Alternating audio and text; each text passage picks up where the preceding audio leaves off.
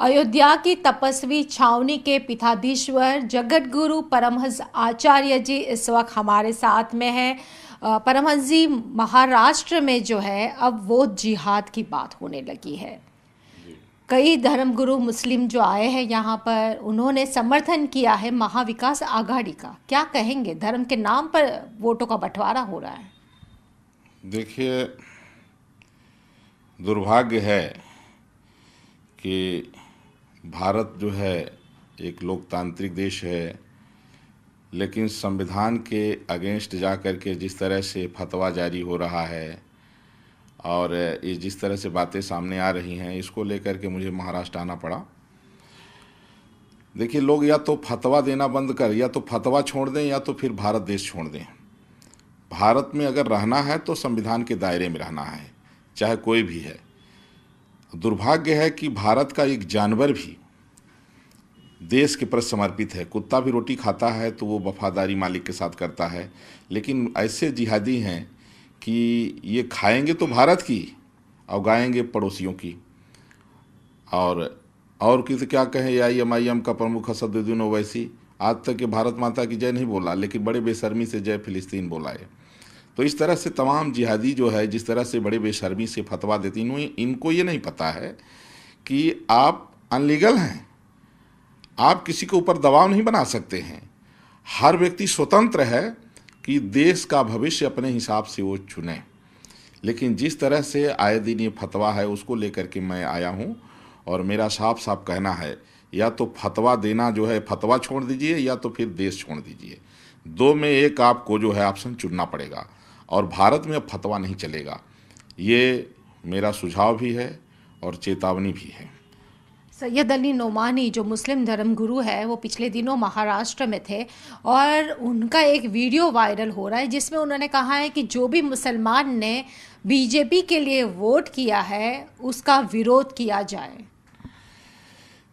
देखिए, भारतीय जनता पार्टी एक ऐसी पार्टी है कि जो बिना भेदभाव का सबका साथ और सबका विकास पर काम कर रही है। और उनको पता नहीं होगा, मोदी जी के कार्यकाल में सबसे ज़्यादा जो है तो सरकारी योजनाओं का लाभ मुसलमानों को मिला है। अब ये बात अलग है कि चूँकि इनको जो है जिहाद करने के लिए, आतंकवाद के लिए, पत्थरबाजी के लिए, देश विरोधी नारा लगाने के लिए छूट नहीं दी गई, तो इसलिए ये भाजपा से चिढ़े हुए लोग हैं। जबकि मुस्लिम महिलाओं को जितना रिस्पेक्ट और जितना न्याय भाजपा ने दिया है, कोई दे ही नहीं सकता है। तो जो इस तरह की बात कर रहे हैं, नफरत फैला रहे हैं, और ख़ास तौर पर इस लोकतंत्र के महापर्व पर जो है लोगों के ऊपर दबाव बनाने की कोशिश की जा रही है, ये असंवैधानिक है। देखिए, हम लोग संविधान के दायरे में हैं और संविधान के दायरे में ही इनको फांसी के फंदे तक हम लोग पहुंचाएंगे। अगर ये लोग इस तरह का फतवा देना बंद नहीं करेंगे, इनको हमने दो ऑप्शन दिया, या तो फतवा जो है तो छोड़ दीजिए, या तो भारत देश छोड़ दीजिए, नहीं तो संविधान के दायरे में आपको फांसी के फंदे तक हम लोग पहुंचाएंगे। और अगर उनके जैसा हम लोग अगर चाहें तो हम लोगों को तो फिर 15 सेकंड भी नहीं लगेगा। अभी इनकी औकात इतनी है कि 15 सेकंड हम लोग सामने नहीं टिक सकते हैं। अगर 15 सेकंड के लिए हम लोग अगर ये मान लें कि इनको समाप्त करना है, तो हमें लगता है कि 14 सेकंड काफ़ी होगा। लेकिन हम लोग संविधान के दायरे में हैं और संविधान के दायरे में ही कह रहे हैं कि संविधान के दायरे में आप भी रहिए, और अगर आप नहीं मानेंगे तो हम लोग इस बार हम लोगों ने निर्णय किया है कि जितने फतवा जारी करने वाले लोग हैं, इनको फांसी के फंदे तक हम लोग पहुंचाएंगे। जब तक इनको फांसी पर नहीं लटकवा देंगे, तब तक हम लोग जो है चैन से नहीं बैठेंगे। ओवैसी भी पिछले कुछ दिनों से महाराष्ट्र में है, प्रचार कर रहे हैं। उनका कहना है कि वोटों का जो है ध्रुवीकरण वो बीजेपी कर रही है, हिंदू मुस्लिम के नाम पर वो वोट मांग रहे हैं।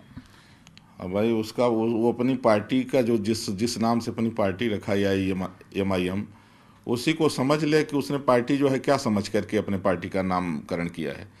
तो देखिए, वो असदुद्दीन ओवैसी तो अब इसको छोटा जिन्ना है, ये छोटा जिन्ना है। ये जो व्यक्ति भारत माता की जय नहीं बोला आज तक और बेशर्मी से जय फिलिस्तीन का नारा लगा रहा है, खा भारत की रहा है, गा पड़ोसी की रहा है, तो इसको तो हम लोग, जैसे हमारे यहाँ क्या है कि जब लोग नाराज होते हैं कहते हैं यार बड़ा कुत्ता है, लेकिन ये कुत्ता कहना भी कुत्तों का अपमान हो जाएगा, इतना नीच आदमी है। तो इन सब लोगों का इलाज होगा। और ये इन लोगों को जो है ये संवैधानिक पद पर बैठ करके जिस तरह से संविधान की ये लोग धज्जियां उड़ा रहे हैं, तो अब इनको हम लोग जो है संविधान के झंडे के नीचे ले आएंगे। महाराष्ट्र में जो वोट जिहाद चल रहा है उसको लेकर क्या कहेंगे आप? देखिए, जनता पढ़ी लिखी है और जनता को समझना होगा कि देश किसके हाथों में सुरक्षित है। और इस समय जो है देश उस मोड़ पर खड़ा है कि भाजपा आनी ही चाहिए। और यहाँ भाजपा शिवसेना का जो गठबंधन है एक नाथ शिंदे जी का, तो फिर से दोबारा यहाँ एक नाथ शिंदे जी, मैं पहले से ही रिजल्ट घोषित कर रहा हूँ एक ज्योतिष के आधार पर, फिर से एक नाथ शिंदे जी यहाँ सीएम बनेंगे। और बहुत अच्छा इन्होंने काम किया, इस बार और अच्छा काम होगा। हमारी उनसे बात भी हुई है। देखिए, भारत का ये पहला राज्य है जहाँ गाय को राजमाता का दर्जा मिला है। तो हमारी संस्कृति जो भारतीय संस्कृति है, वैदिक संस्कृति, हमारे यहाँ गावो विश्वस्य मातरः है। और गाय को लेकर के बहुत पहले से जो है महात्मा गांधी जी ने भी आंदोलन में वो भी सम्मिलित हुए थे कि गौ हत्या बंद हो। कुछ मजबूरियाँ रही होंगी।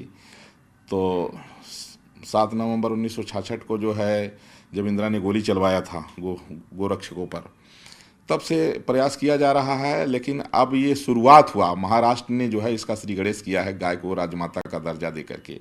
और हमारी सीएम से बात भी हुई है, हमने पहले बात चर्चा किया था, हमारी बात को मान करके उन्होंने ये काम किया।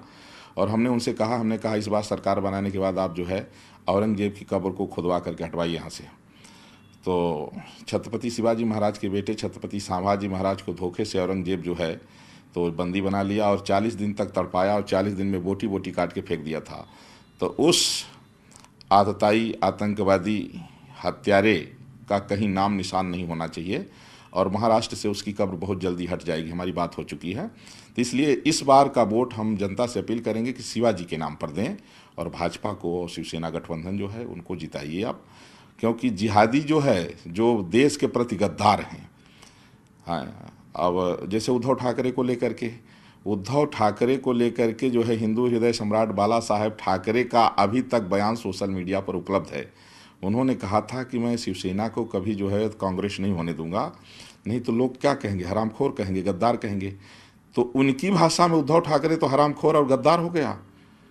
ये मैं नहीं कह रहा हूँ, ये उनका बयान आज भी सोशल मीडिया पर उपलब्ध है। तो इसलिए गद्दारों और हरामखोरों से बचें और देश को बचाएं और भाजपा को और शिवसेना गठबंधन को महाराष्ट्र में जिताइए। एक नाथ शिंदे फिर से मुख्यमंत्री बने, इसी में महाराष्ट्र की जनता का और देश का भला है। चलिए, हमसे बात करने के धन्यवाद। Thank you. जय श्री राम।